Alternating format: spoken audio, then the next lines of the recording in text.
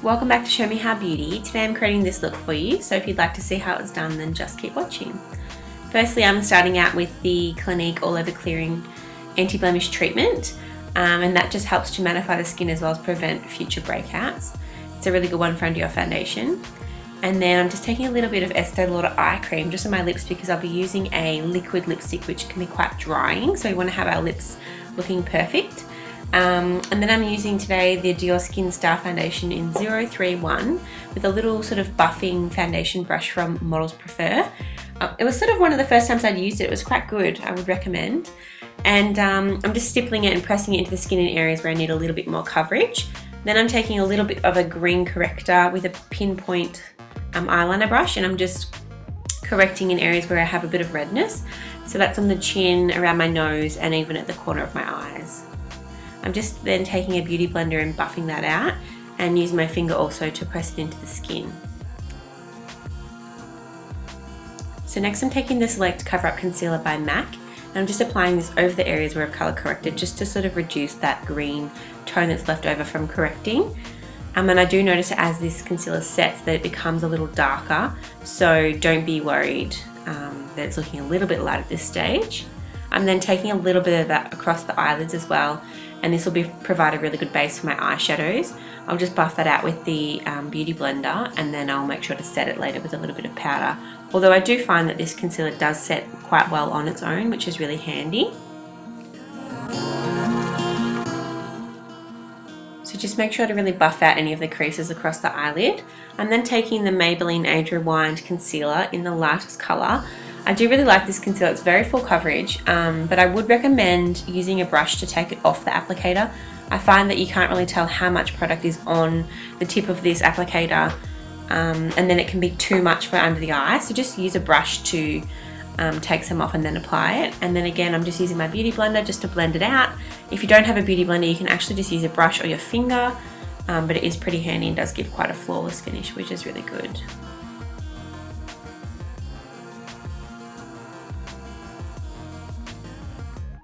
And then I'm just extending that concealer out across the edge of the cheekbone just to really highlight and sort of make my cheekbone stand out and brighten under the eyes. So I'm just pressing that in gently there. And then taking the Ben Nye translucent powder just to set under the eyes. I'm using my beauty blender for particularly under the eyes and over the eyelid, and then just a brush for the rest of the face, just generally swiping downwards. Just to set the rest of the skin before I go in with any powders. So be sure to just press gently in the areas where you've done any cover up of any blemishes or areas of colour correction or concealer. Just press gently in, and that will just give you a bit more longevity and allow the concealers to last. I'm then going in with the Ben Nye bronzer and the Global Glow Mineralized Skin Finish from MAC, and I'm just using them with a big fluffy brush. This one's from Dior, but you can use any brush that you like. And I'm just blending them over the face to bronze the skin, sort of focusing on the outer edge of the face in particular. And then swapping to a smaller face brush. This one's from Ben Nye, and I'm just taking the Ben Nye bronzer on its own and buffing that across the cheeks to create more of a shadow in my contour, and also around the edge of the face, up into the hairline and across the jaw. So this is just going to provide a contouring effect to my features and allow everything to sort of give a bit more definition across the face. I'm then going in with Margin Blush by MAC. This one's quite a pretty sort of, has a real glow to it on the cheek. It has a peach undertone with a bit of pink. It would obviously be a little bit brighter in colour on someone more pale, but at the moment I do have a bit of tan on, so I'm looking quite bronzed. So next I'm going in with the Anastasia Beverly Hills Brow Duo in dark brown.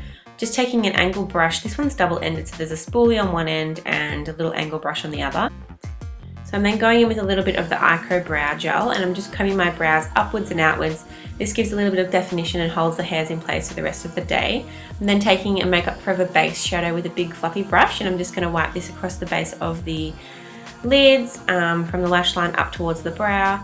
And this is just going to set any other powders and provide a really nice bright white base for the lids. I'm going in with the medium tone grey-brown transition colour from Kryolan with a big fluffy brush, and I'm just focusing the colour mostly in the outer corner of the eye, blending through into the socket. So I'm just buffing that in swirling and swiping motion, so back and forth, sort of like a windscreen wiper, and then swirling to really buff it in, and then going in with a clean brush. This one's from Zoeva, and I'm just buffing the edges. This has no product on it, so it's just allowing it to look really smooth and seamless, really. I'm then going to go in with MAC's Texture Eyeshadow on the same big fluffy brush that I was using earlier, and I'm just going to buff this pretty much in the exact same place, and this is just going to provide a bit more of a warm transition tone, especially through that sort of inner part of the eye as I'm sweeping it across. I'm then going in with a cool tone dark brown shadow and a flat shader brush, and I'm just going to press this into the base of the lashes on the outer corner of the eye. All these shadows are matte, so well, except Texture. Texture has a little bit of a sheen to it in areas, but it doesn't come off as shiny on the eye at all. So I'm just blending it with my little clean brush that I used from earlier, and then I'm just going to go back in and sort of re-intensify by reapplying that dark color and then blending again and again, and that gives you the best finish. I'm then taking a little angle brush and I'm going to run this really close to the lash line under the eye, mostly focusing the product on the outer corner and then blending it across. Just going back in with that medium brown tone that I used earlier and a little buffing brush. I'm just going to run that under the eye and really soften the edge of that dark shadow. We don't want it to look harsh, and this will just allow it to look more blended and quite soft around the eye. I'm then going back in with my big fluffy brush, and I'm just going to blend and make sure that the color is all sort of uniform and very pretty and seamless.